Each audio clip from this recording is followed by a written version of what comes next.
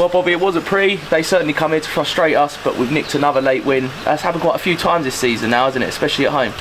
Well, I disagree. I thought the first half was brilliant. I thought we had a lot of chances. I thought it was some great football in the first half. I thought the second half wasn't pretty. I agree with that.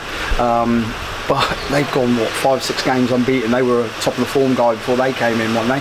And we just knew that this was going to be, you know, a 1-0. Either side could have, you know, nicked it in the second half. But I just never stopped believing. This is what I love doing, and we just kept believing and believing. And if we're going to be open and honest, we needed to win that today. We had to win one of our games in hand and get closer to the pack to give ourselves a chance. And just a credit to all the players. Their guts and determination today is just a credit to this football club.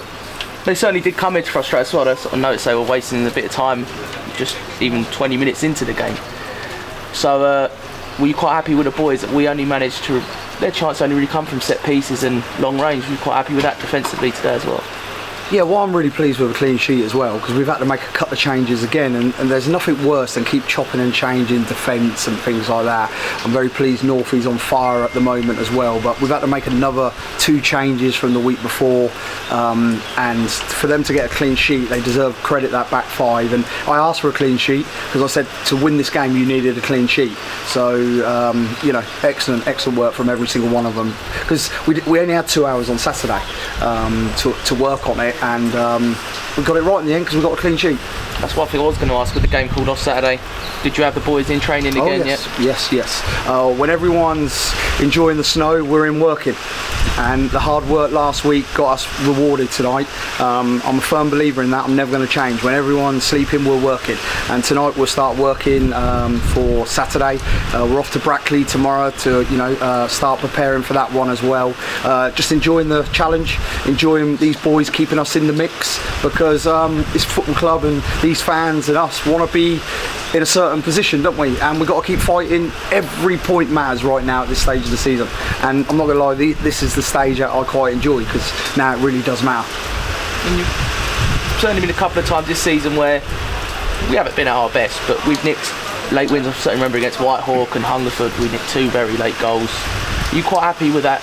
That last year we didn't get much late goals, that the team keep battling and they keep going, and that certainly wins you more points at the end of the season, doesn't it, that attitude? Yeah, well, if you battle and you battle, it will guarantee you at least 18 to 21 points a season. And hard work and working harder than the opposition will always get you points. And I don't care if I win every game in the 93rd minute, you know, because it stops my ticker from after, like, you know what I mean, because they could have scored with 30 seconds to go as well, couldn't they? I don't care how we win it, you know what I mean? Don't get me wrong, I'd love us to finish off the game in the first half, because we've created, what, 4, 5, 6 chances in the first half. So, but that's bittersweet tonight, isn't it? You know, when you win like that. And now we played them twice, took 6 points off them.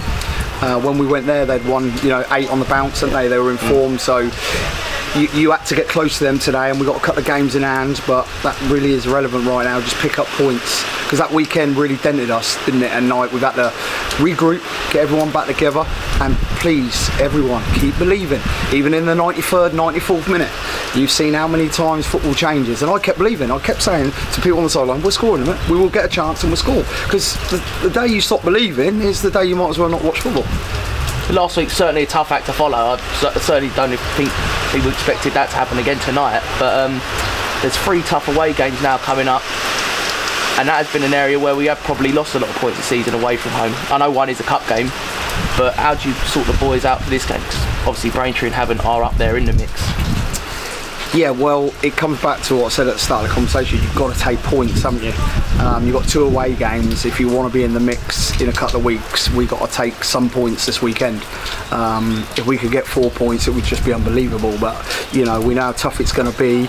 And then the game on Tuesday night, you know, you've got to make sure the boys are focused on that game, not Saturday. You know, everyone's got to sit back and realise we're juggling with everything here. You know, we're naming 2 different sides at the moment, because people cup tied, not cup tied.